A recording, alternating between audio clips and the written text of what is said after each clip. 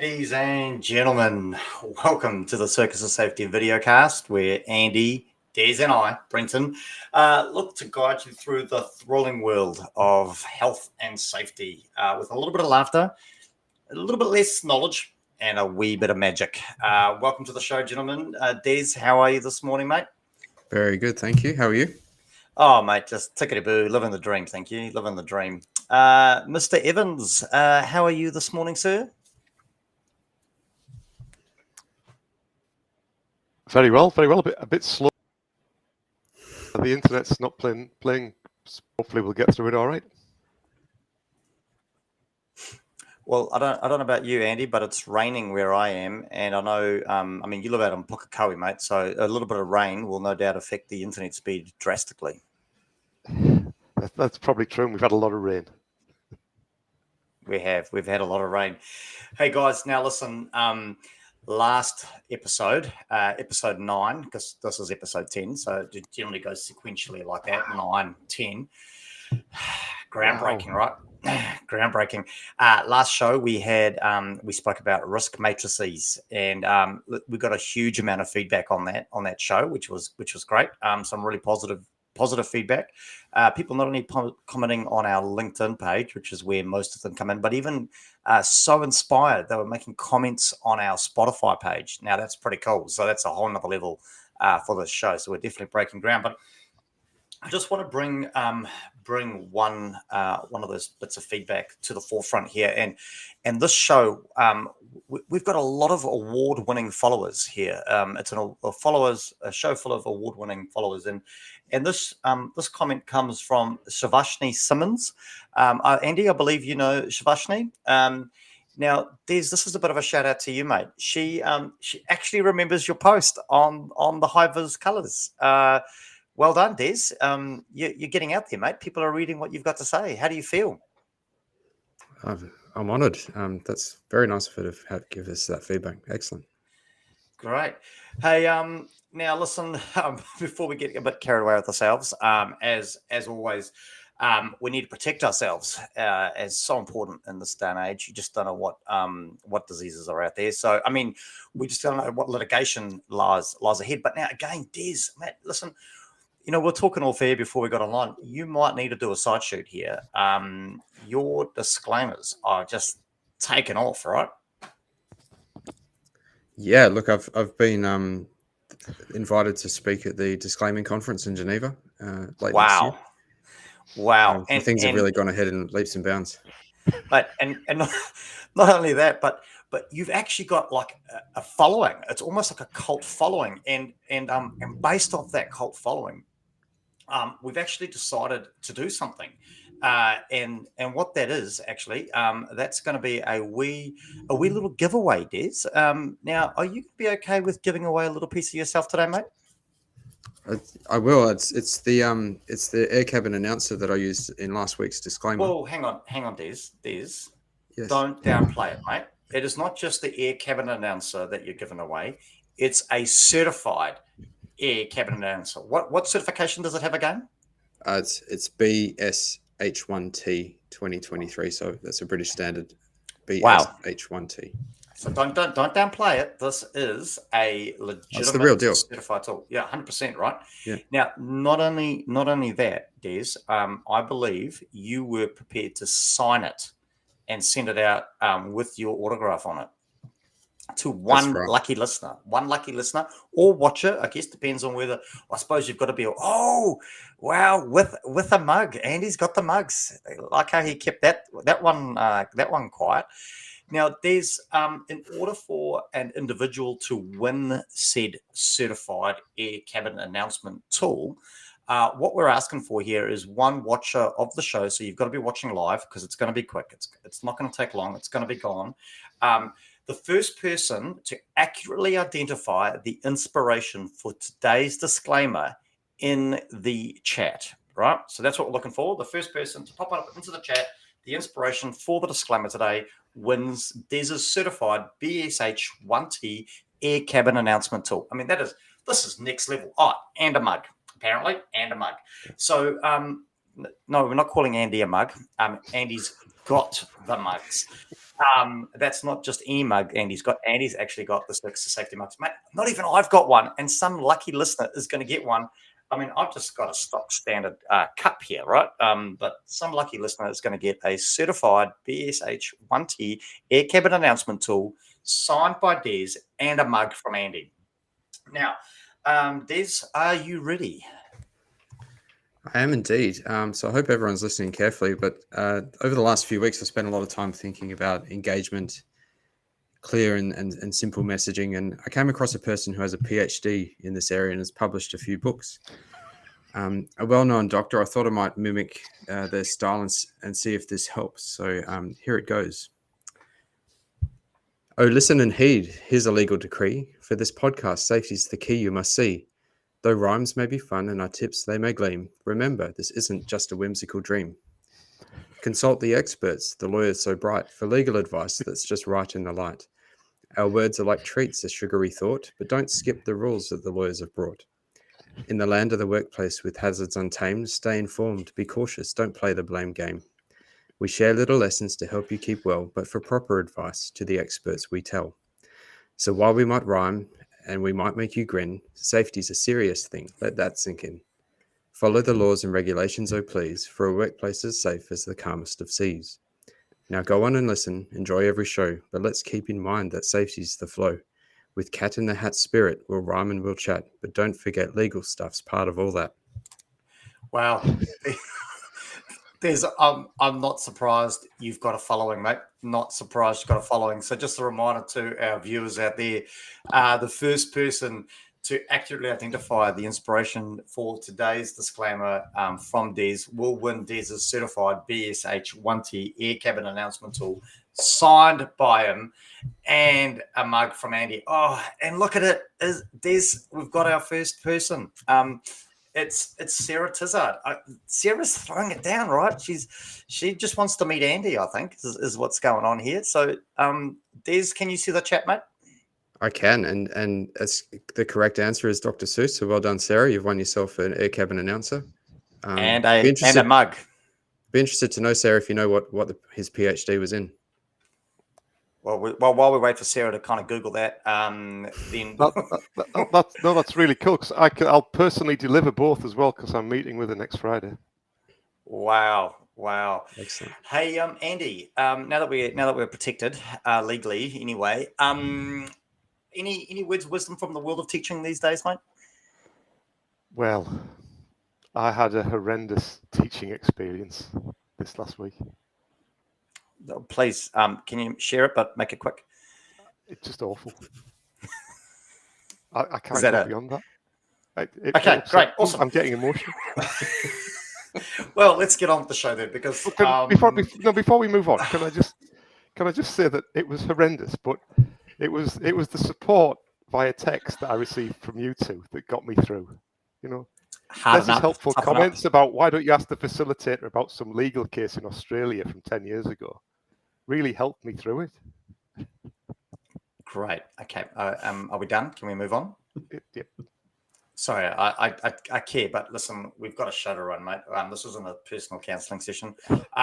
We'll get on to that a little bit later. But really quickly, just a real quick check-in. Your last couple of weeks for you, Des, they've been good. Anything exciting that you got up to, mate? I went to a safety symposium. Did you? Wow. I did, yeah. Cool. Andy, what about you? Anything exciting you got up to over the last couple of weeks? Yeah, I went to a safety symposium. Guess what I did over the last couple of weeks? Went to a safety symposium. Yeah, how cool was that, guys? The first ever Circus of Safety symposium. Des, I believe you've been beavering away in the background, doing some editing of the videoing that we had. Yeah, I've arranged some editing, so not all of the footage worked as well as I would have liked, but we did get some nice stuff that's sort of come together. So we might be able to post that up. I'm not sure what we want to do with that yet, but it's looking good. No, fantastic. Excellent. Okay, boys. Well, listen, we've got an audience to appease. Let's get into it. Just before we go any further, can I just say, Brenton? Yep, sure. You are coming through on my screen in full Technicolor. You are looking amazing. Like, it's almost as if you sat in my room. Wow. And that is because I'm powered by Sign On Site, who kindly stepped up and provided me with a very nice MacBook. So I've got to be fair, apart from that symposium, I've done sweet FA all fortnight, apart from playing with setting up the computer. Don't tell my employer that, though. They believe I've been working really hard. I hope nobody from the company that I work for is watching this show, because that could be an awkward performance review next week. But anyway, enough about me. Thank you again to Sign On Site, who's powering me through today's show. Really appreciate that. Here we go, gentlemen. We are onto the wheel. Anything exciting you're looking forward to it landing on? I want to talk about passion in the industry and etymology. Yeah. Wow. I've been looking forward to that one. Andy, anything specific about you? Root cause analysis. Wow. Here we go. Well, hopefully it lands on something Des wants to talk about, because I think you were last show was all about you. So here we go, team. Are we ready for this? Here we go.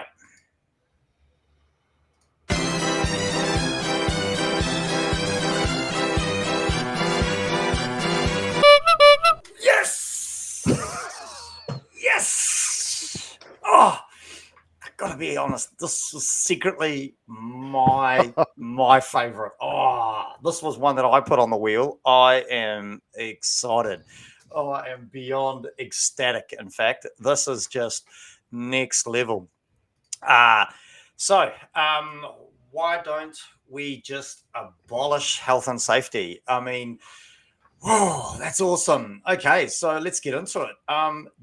Andy, one sentence, one word. What do you think? What are your thoughts on the topic? What does abolish mean? Get rid of, gone, see you later, throw it away, Just no longer. Legislation, or get rid of all controls? Oh, here we go. Come on, mate. Let's not overanalyze this. Just get rid of it. Just get rid of all of it. I mean, really? The whole kit and caboodle, gone, in the bin, out of here. Speed limit's gone? Road signs gone? Why not? I mean, do people follow speed limits? Do people follow speed limits? Do they follow speed limits? That's all I'm saying. Yeah, they do. Not everyone, though. Let's be fair. Des, anyway, moving on. Someone that's a bit more logical. Des, what are your thoughts? Initial thoughts, shock, awe, inspired? Let's just abolish health and safety, mate. Well, the initial thought is that seems crazy, but maybe in sort of a mission or a goal sense, long-term strategy for everyone should be everyone that works in health and safety should be to make themselves redundant. Wow. Okay. That's funny. It's interesting.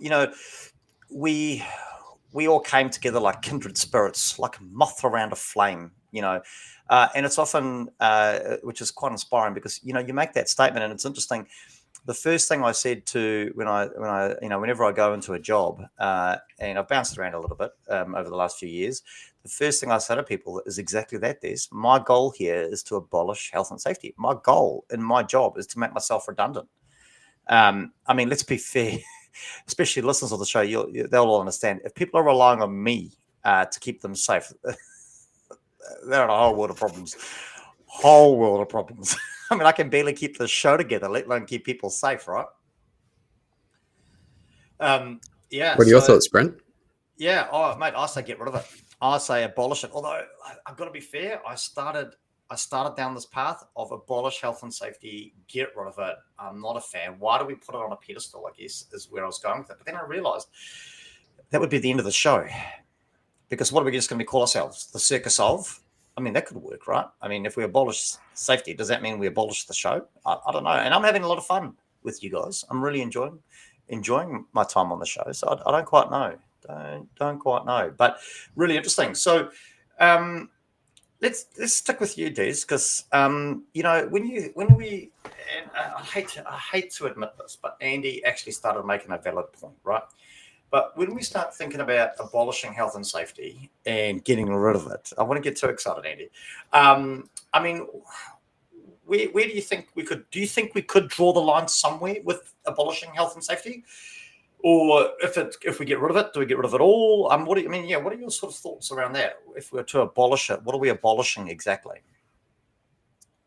Well, I guess Andy correctly identified several different ways that you could abolish safety. One of them's legal, And I don't know if you could abolish the safety law. I mean, the mechanisms for suing for similar types of breaches existed before we had safety legislation. It was just harder to do that. Now it's been made easier. Can I throw something at you though, Des, while you're talking about that? Sorry to interrupt you there, but I just want to flash back to our show, a special episode actually on Whakaari White Island, right? One of the things that we spoke about in that show relating to Whakaari White Island was around the legislation used to try to prosecute people for that event. And I was thinking back to that, I think we started going down this road. Was the health and safety legislation the right legislation to be using? So I guess with that in mind, I mean, just refreshing your memory on that, do you think it would be that hard to abolish health and safety legislation and still be able to hold people to account for failings and hurting people? Well, the mechanisms would still exist, but it would be harder to exercise those mechanisms. You'd need to finance yourself to bring a prosecution or a civil claim against the offender.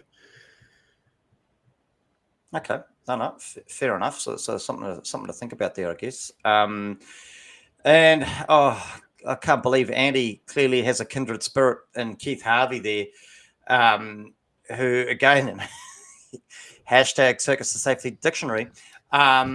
Keith's comment there, thank you, Keith. How can you abolish something, as in health and safety, when it's not necessarily clearly defined? And I think that's where you started going, Andy. I mean, do you want to kind of elaborate on where you're trying to go with your initial shock and awe? I mean, what are your thoughts on the abolishment of health and safety? And I guess maybe more so, what are we actually possibly abolishing? Absolutely, and it goes back to what I bang on about pretty much every week, is that the area that we're in is ill-defined, and which is good for it because it generates lots of discussion, but fundamentally it's problematic because most people don't really know what they're doing. There's miscommunication.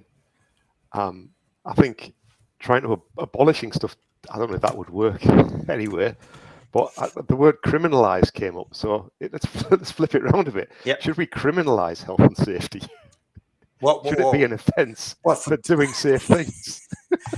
Wow. Well, you know, like that's it. You say that and we laugh about it, but how often do we drive around and see people trying to not do things safely? You know, how often do we drive around seeing people break rules? It's almost as, would that be what's the there's a what's the thing where you say something negative to create a positive? Des, come on, you're the smart one here. You try to it's absolute mind blank. Like reverse psychology type thing. That's the one, and I was expecting that from Des. But anyway, Andy will do. I mean, would it be would reverse psychology in health and safety work? I mean, would it make a difference? I mean, people are so busy trying to hide away from their responsibilities. Often, people can't. So if we reverse psychology it, would it make the world a safer place? I think there was a statement, a study about that, where it was like a traffic situation where pedestrians and traffic interacted, and they were basically removed all of the rules and just said it's just a free-for-all. There's no speed limit, there's no turning signals, there's nothing. And the results were quite positive. I couldn't name the study. I think it was in Northern Europe somewhere, but yes, I've seen that play out. It was the trigger for Sydney Decker and Safety Differently, that. And they've since tried it in the UK and scrapped it because there was lots of accidents. So when you say lots of accidents, more accidents than if there are road rules? Yeah, apparently. So there's some research that I can provide a link to. But one of the interesting things from my previous life when I was a teacher was when we were teaching kids to play soccer and stuff like that. If you put them in sort of 5-a-side teams, they'd referee themselves and they'd be honest and truthful. As soon as you stepped into referee, their whole mentality changed. And all of that honesty and integrity seemed to go out the window, and they were relying on the referee to make the decisions. I don't know if that's a reasonable analogy for having a law, then suddenly the whole dynamic changes, as opposed to you lose that sort of goodwill and that sort of sense of community around it and fair play, I guess. Yeah, and that's what I was trying to get at, I guess, Andy, right? Like, if we go back to your first analogy around the traffic, right? Speed limits are a control against, managing a risk, right? And if people see the speed limit, right, they see it as a target. And when we set targets, we like to, because we're a society of overachievers. I mean, look, we put a man on the moon. We're trying to get to Mars. We're constantly pushing boundaries here, right? Sorry. We want to go beyond safety, right? We want to go beyond compliance. We're just the irony here. We want to be overachievers, so we set those rules almost as if it's almost like, I'm going to argue that we're creating objectives for us to try to beat. That we are trying to create a situation where we've got a system to beat. And I'm going to put it out there. I look at audits as a challenge. You know what I mean? Like, I look at compliance audits as a challenge. How can I get myself around this? How can I overachieve at it? And it becomes quite an ethical dilemma at some point, right? Absolutely. I think there's a real interesting balance between doing things for the right reasons and doing things because you're told to by rules that are imposed on you. And you tended to be far better motivated as people if you can see the purpose in what you're doing, as opposed to it just being imposed on you. I think there's quite a lot of research in that sort of space. It's quite interesting. But yeah, fascinating. We've obviously things for the right reasons. Yeah, very much so. We've obviously got to bee up old Keith's bonnet here because he's charming in again. Charming in again. Thanks, Keith. Keeping the show going, mate.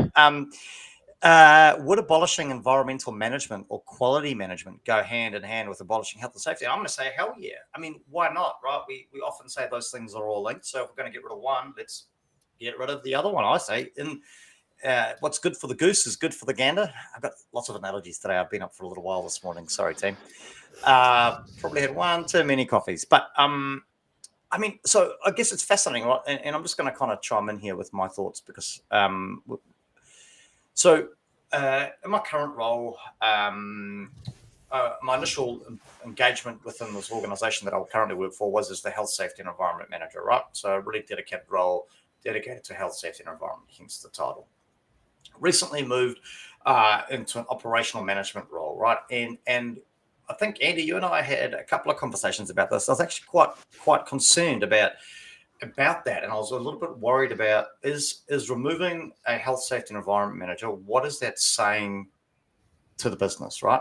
What is that saying about our organization and how we look after safety? And after a number of conversations, the outcome was it actually, I think, provides greater opportunity to create a safer workplace. Because again, what I find is as soon as we put safety on a pedestal, it becomes this thing that people want to knock down. And Kiwis, we are horrific for that. You know, we refer to tall poppy syndrome all the time, right? As soon as we elevate something up and we put it on a pedestal, for whatever reason, our psyche says, let's knock it down. And my worry is by having this standalone health and safety kind of department or health and safety thing, or as Keith pointed out, environmental specific thing or quality thing, are we just creating a psychological target for us to try and beat or knock down? And I've noticed now with the change in my role, I'm actually able to achieve far more in a general operations role as opposed to a very specialized, very specific health and safety role. I mean, Des, any thoughts on that? Yeah, I've often come up with this with people giving me feedback in the organizations I work in saying, oh, we want a dedicated safety person on site. And I've always kind of hesitated to go down that path because I don't want that person to become the safety person for that site and the only person responsible for safety, because it would be quite easy for people with other priorities to put all the safety responsibility onto that person, and not take it on themselves and say, well, that person was looking after it. It's not my problem. And I've always hesitated, and this makes me think of that. I mean, Des, you and I both work in the same industry. I mean, we know Andy doesn't actually work, but I get the same thing, right? Often, and it's fascinating because on one of my sites recently, we've got a dedicated health and safety person. It's an incredibly large site, and the health and safety advisor on that site took some extended leave. And it was really interesting to see the reaction of the business or that site when I came in and said, oh, hey, listen, FYI, your health and safety resource is taking extended leave. Oh, who's replacing them, right? And I was like, oh, I've got no intention of replacing them. I believe that advisor has done exactly what I asked them to do and has advised you, has coached you, has mentored you, has ensured that you got the right systems and tools for you guys to manage your own health and safety. You don't need a dedicated person here. And if you get a really tricky question, give me a call. Oh, no, we've got to have somebody on site, right? And again, if this person that we'd put in there wasn't called a health and safety advisor, was called maybe a general operations business partner, or I don't know, something like that, right? Would the reaction to them taking extended leave have been the same? Probably not, right? Yeah, probably not. I mean, you get a carpenter take extended leave on a regular basis, and they are an incredibly valuable team member on a construction site, right? Mm-hmm. Nobody blinks an eye. It's like, oh well, the carpenter's gone. We'll have to work with what we've got, right? And they are just as valuable as a dedicated health and safety resource, one would argue, on a site. Yeah, I mean, Andy, your thoughts? Do you see anything further to say on where Des and I are going with this, around concerns we have around? I mean, you work in a lot of organisations all across them and support them. I mean, what are you seeing out there at the moment, Andy? I think it's that age-old question, or that age-old challenge of, fundamentally, we want people to work safely. And it's often captured at the moment that people do work and then do safety. And having an advisor or a safety person amongst a team is often deemed to be the person that does the safety. The chippy does the carpentry, right? And then the safety person does the safety. When really we need to move away from that, and we want our carpenters just to work safely. And that's the only way that it'll ever really work, I think. But there seems to be a huge resistance to doing that, and I think a lot of that's to do with understanding of what safety actually is. Amongst groups of people, and a lot of people's exposure to safety has been paperwork. And people that often go into sort of very sort of hands-on work, they don't like paperwork. That's why they left school when they did. So making safety easy for those people, and actually is a tangible thing. Safety is not about paper; it's about actions. We'll make a difference. We just want our people to work safely. I think that's the only way we'll ever succeed. I mean, I want to simplify it even further, Andy. We just want our people to work, right? Now if they injure themselves, they can't work, right? If they're unhealthy, they can't work. If they're fatigued, you know what I mean? So it's just about getting stuff done, right? And then I guess because, and I think we've spoken about this before, Des, and I'd love to get your thoughts on this. By creating a standalone department, by creating a standalone thing, are we actually creating clutter?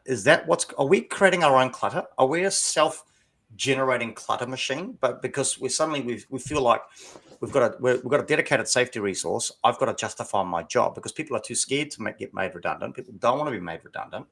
So do we then by default start creating work for ourselves, start creating clutter and bureaucracy to try and justify what we're doing?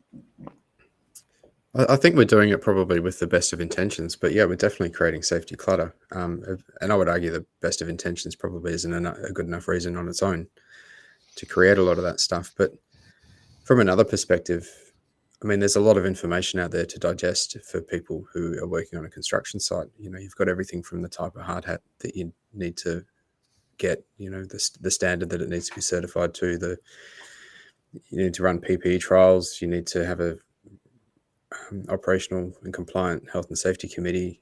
There's an absolute host of information that needs to be digested by people who really just want to get on and build the building. I think it helps when you have a safety person that can manage all of that and just say, just be the sounding board when they say, what type of hard hat do we need? I've done the research. This is it. Let's run it through the committee, do a PPE trial and get it put in place.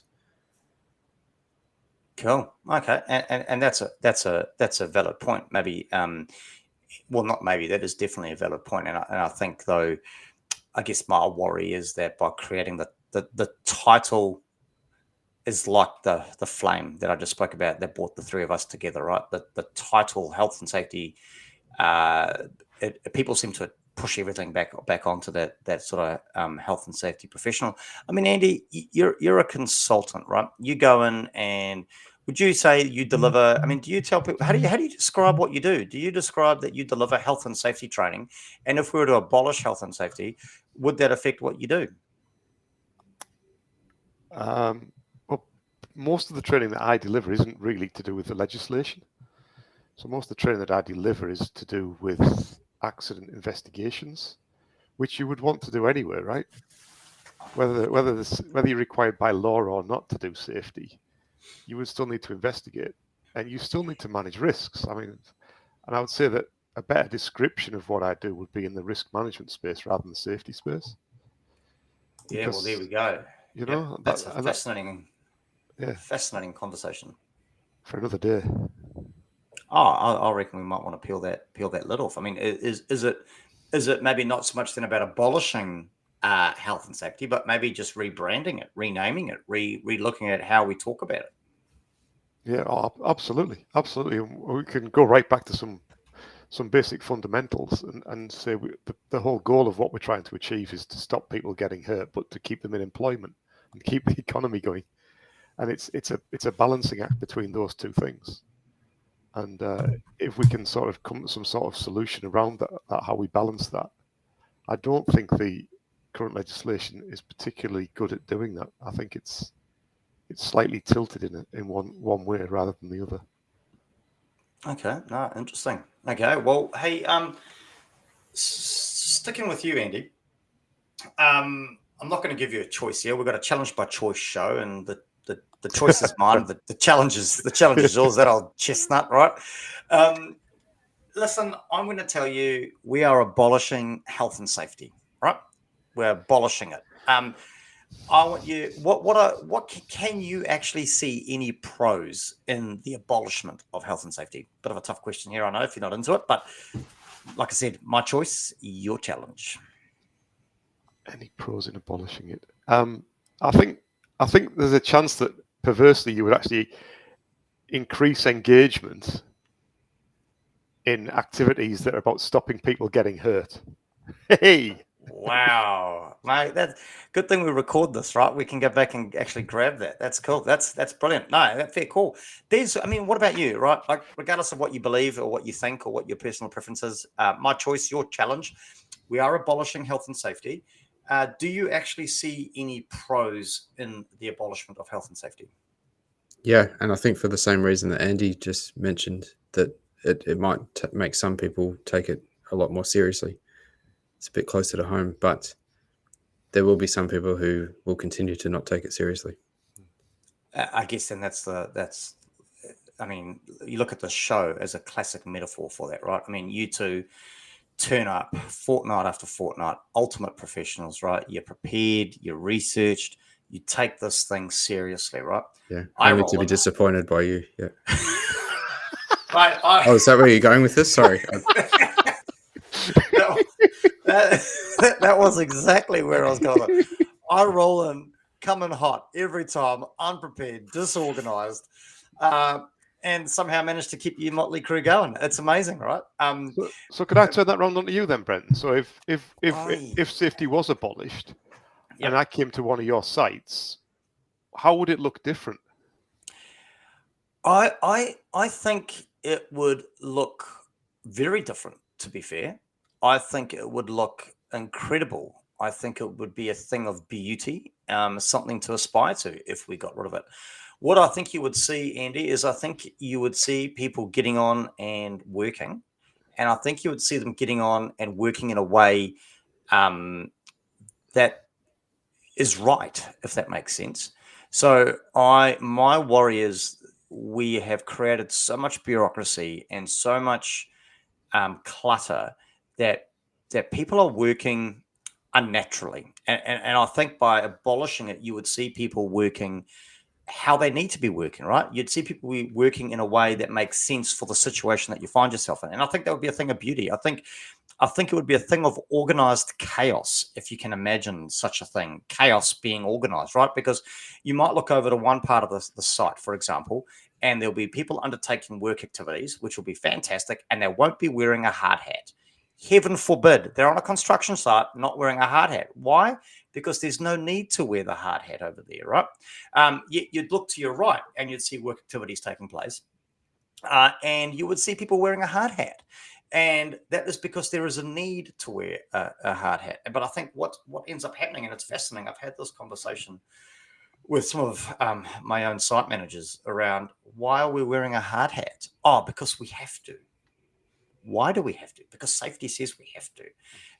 And to be doing something just because somebody perceives health and safety said so, I think is the wrong reason to be doing it. And so I think it'll be a thing of beauty, to be fair, Andy, if we abolished health and safety, an absolute thing of beauty.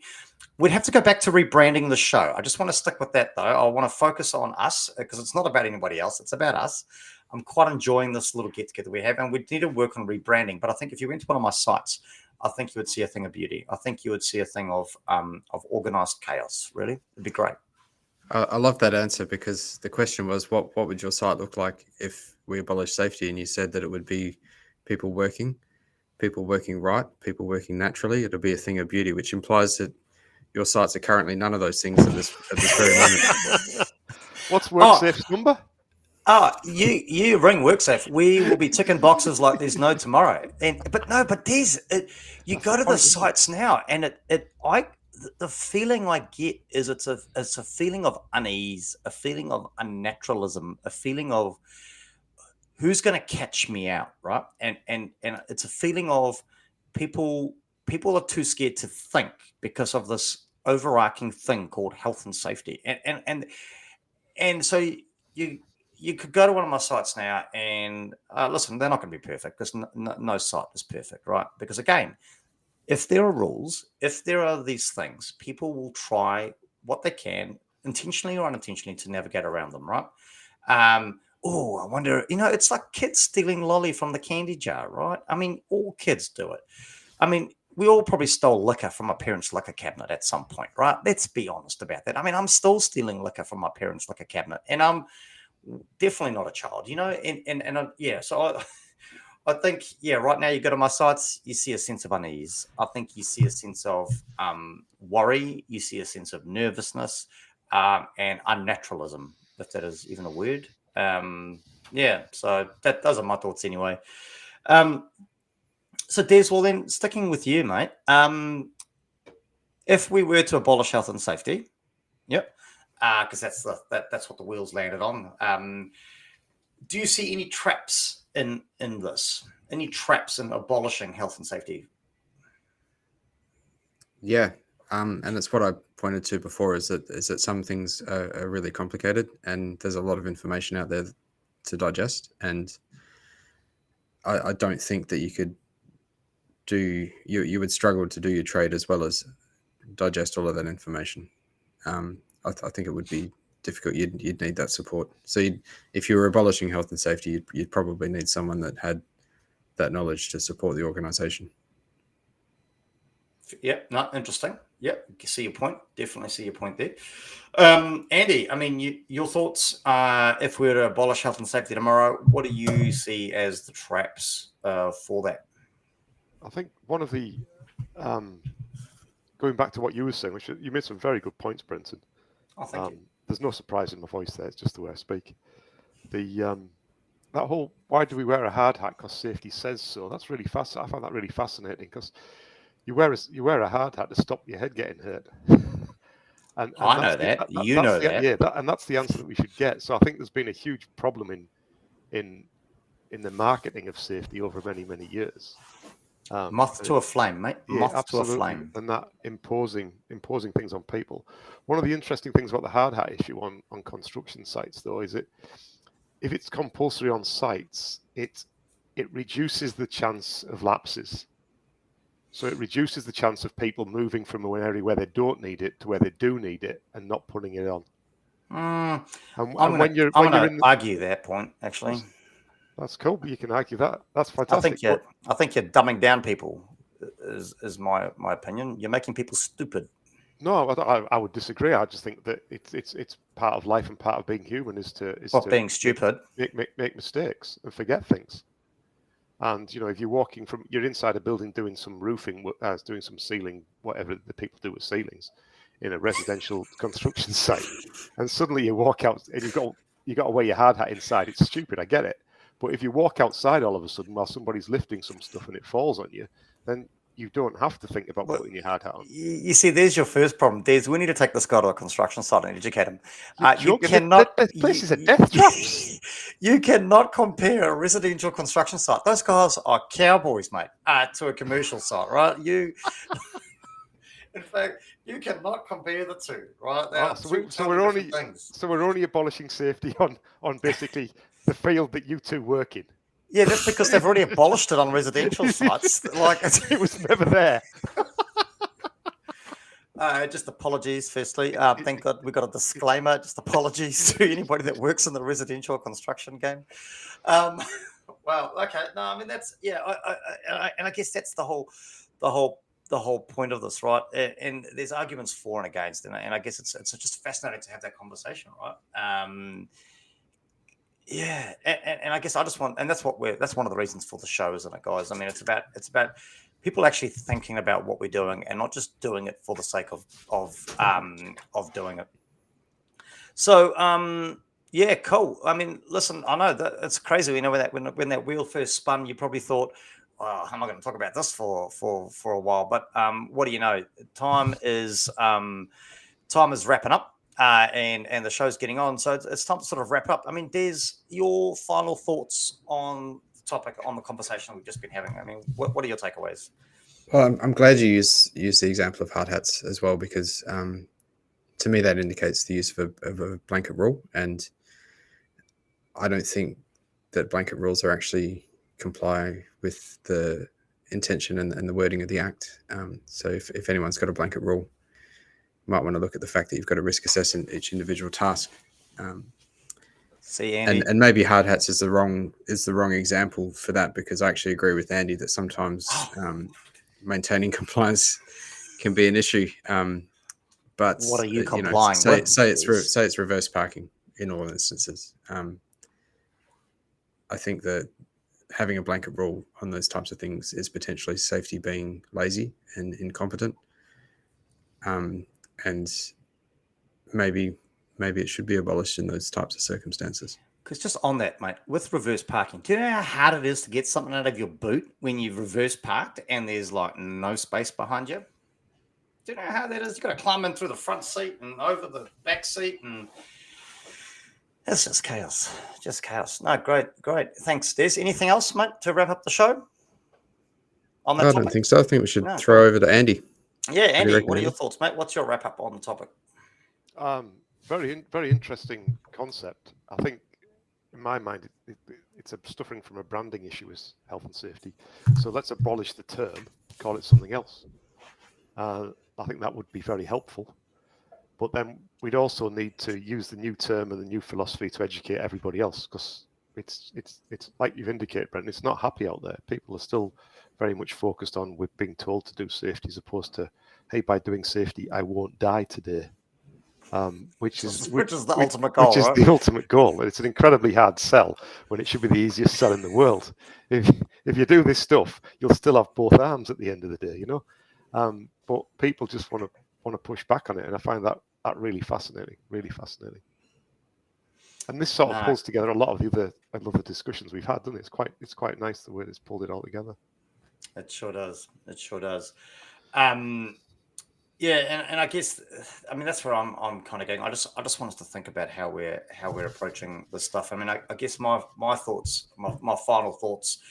I mean, I think you can abolish it without abolishing it. If that's the biggest contradiction of all contradictions today. I think if we keep the framework, if we keep the intention behind what we're trying to do, but we abolish the branding, we abolish the the the the perceived big brother, the perception of that aspect of it, to stop people looking over the shoulder, to create that dictatorial type approach. I think there's benefits. I think my final wrap ups and takeaway for the show is I think you can do both. I think you can keep it, but you can get rid of it. You can abolish it, but you can still have it. And I know that's a contradiction in itself, but I think there's a little bit of food for thought there. Now, I'm not suggesting we go down the road and kind of, I don't know, create another thing called Safety 2 or whatever, or no safety. I don't know. But I'm just thinking we just talk about getting stuff done, right? And we aim to do that. So, no, great conversation, guys. And I love the fact again that I just don't agree with anything you two say. It's brilliant. Now, Mate, what have you got coming up over the next couple of weeks? Got any more safety symposiums you're going to? Before I launch into that, I just love the fact that you said we should talk about getting stuff done. Not getting stuff done, just talk about getting stuff done. Yeah, mate, I don't actually do anything. Have you seen these hands? Look at them. Look at these hands, mate. They don't do anything. I mean, obviously I work very hard when I'm in the office, but yeah. Anyway, carry on. There's anything exciting in the next couple of weeks, mate? It's end of year strategy discussions, which I quite enjoy actually. Yeah, I love the end of year Christmas parties, drinking, eating. I love it. Love end of year stuff, Des. Great. Thanks for the reminder, mate. It'd be really interesting to have that conversation with you once you've gone through that, and maybe not necessarily analyze the detail, but analyze. Have you come up with anything new and exciting? You know what I mean? What are you going to be doing differently that you did for the last 5 years, for example? And does a strategy day actually make a difference? Maybe we could put that on the wheel. Does safety planning make safety better? Oh, that's a good one. That's a good one. Andy, what about you, mate? What do you got coming up over the next couple of weeks? Oh, I'm off to South Island next week. Speaking at catch up with Sarah, Health and Safety Reps safety conference thing. Presenting a talk on psychological safety, which is something that interests me. Greatly, I can tell. That'll be good. I've been doing a lot of reading about it. Fantastic. And yourself, Brenton, what are you up to? Yeah, good. I've just suddenly had a concern pop up. I need to double check my diary. Actually, I am incredibly privileged, and I am currently serving an internship with INCHPO, and we've spoken about them a couple of times in the global qualifications framework and the like. But as part of that, I'm heading off to Sydney in a couple of weeks, and we're heading over to an INCHPO workshop where I'm going to be kind of facilitating one of the workshops there, which is quite exciting. And our sort of board meeting, but also a invigorating few days at the World Safety Congress. So I've just got to make sure that I've planned my flights around the show, really. Otherwise, I might be trying to stream it off of Wi-Fi off an airplane. I might need your cabin announcement tool, Des. So yeah, no, really excited, mate. Just full steam ahead planning to head over to Sydney to see the World Safety Congress. So listen, just again, this is all about me. Don't worry about Des or Andy. Any of our Australian listeners going to be at the World Safety Congress in Sydney in November? Want to catch up, do a coffee? Let's do it. Let's have a chat, and let's see where it takes us. Take some mugs across. I can't take you with me, mate. Sorry. Can't take you with me. Good. Like how quick I was at that.